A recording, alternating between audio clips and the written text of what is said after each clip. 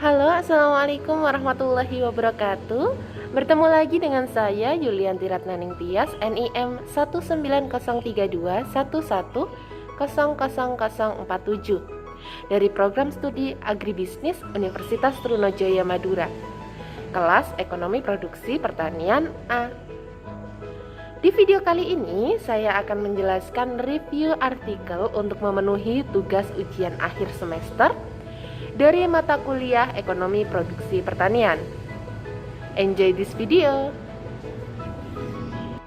Oke, kita mulai dengan judul artikel.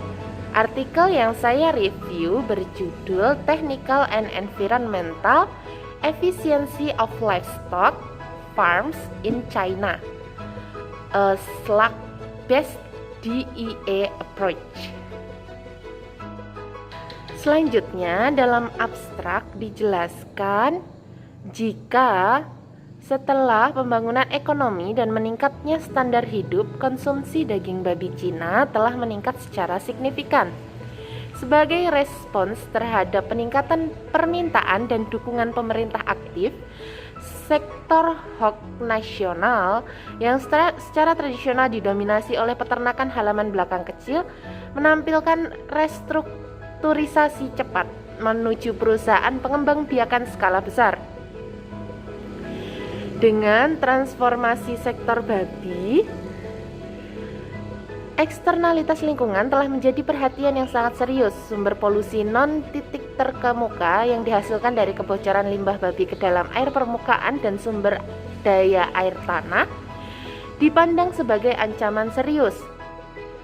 Melalui analisis amplop data DEA, kami mendekati pertanyaan keuntungan efisiensi dari perspektif teknis dan lingkungan sepanjang sampel 2012, yaitu 371 peternakan babi di Cina.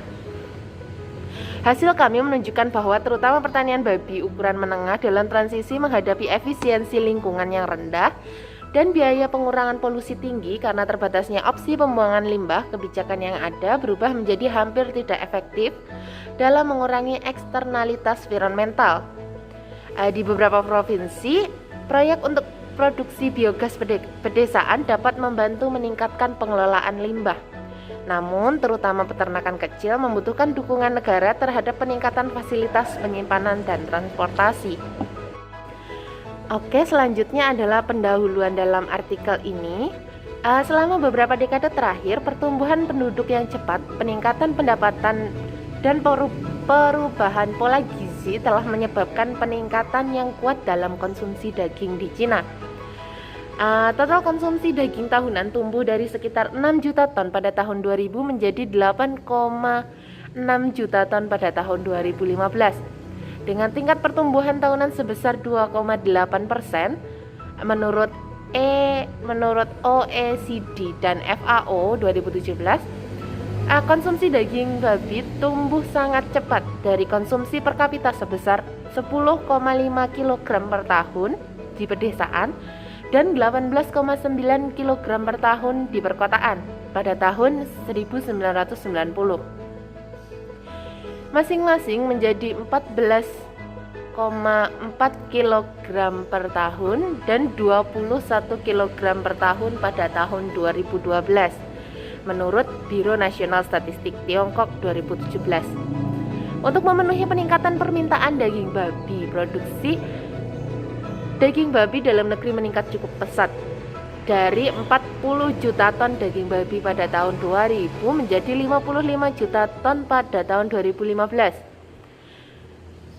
Untuk mencapai ekspansi output ini, sektor babi di Cina harus mengalami perubahan struktural yang cukup besar. Di bawah sistem tradisional pertanian halaman belakang, produsen memelihara babi secara ekstensif sebagai tambahan untuk kegiatan pertanian lainnya, dengan mengandalkan sisa-sisa rumah tangga untuk pakan dan menggunakan kotoran babi sebagai pupuk kandang di petak rumah tangga mereka. Saat ini, sebagian kecil dari total produksi daging babi diproduksi oleh orang tak bertanah. Perusahaan industri membeli hampir semua pakan dari peternakan dan daerah lain. Pada tahun 2002, peternakan kecil dengan produksi tahunan kurang dari 50 ekor babi menyumbang hampir 99% dari semua peternakan babi, tetapi menyumbang 72,8% dari total babi yang disembelih. Pada tahun 2010, peternakan kecil masih dominan jumlahnya, yaitu sebesar 95,7%. Tetapi beberapa peternakan khusus menyumbang sekitar 2/3 dari total babi produksi.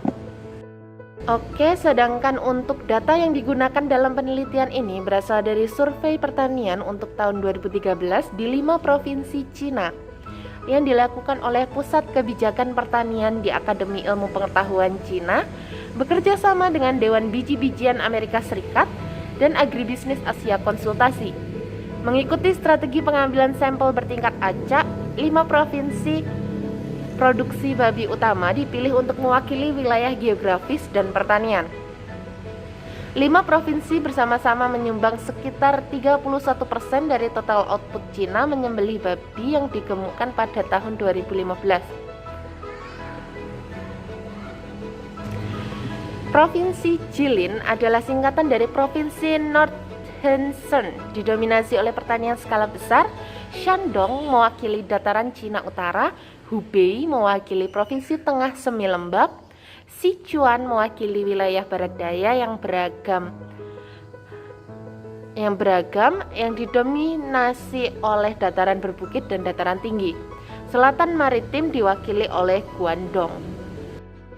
Untuk metode yang diterapkan dalam penelitian ini adalah model DEA. Pertama-tama, kami menyajikan model DEA berbasis SLAC untuk mengukur efisiensi teknis dan lingkungan babi pertanian dan penurunan harga bayangan polutan. Pada langkah berikutnya, skor efisiensi diregresikan pada satu set penjelasan variabel menggunakan model Tobit untuk menemukan penjelasan untuk perbedaan yang diamati dalam efisiensi teknis dan lingkungan antara peternakan. Ide dasarnya adalah bahwa DEA menerapkan non-parametrik atau tidak ada bentuk fungsional yang diasumsikan, deterministik atau jarak keperbatasan dijelaskan sebagai inefisiensi, dan empiris, yaitu perbatasan mencakup data aktual. Perbatasan praktik terbaik. Dalam pengaturan seperti itu, perbatasan melewati pengamatan praktik terbaik yang dianggap sebagai sepenuhnya efisien. Faktanya, DEA menghasilkan sepotong pendekatan linier yang bijaksana dari teknologi yang mendasarinya. Prinsip-prinsip dasar DEA telah digariskan misalkan oleh Charles Cooper, Levin, and Seifert 2013.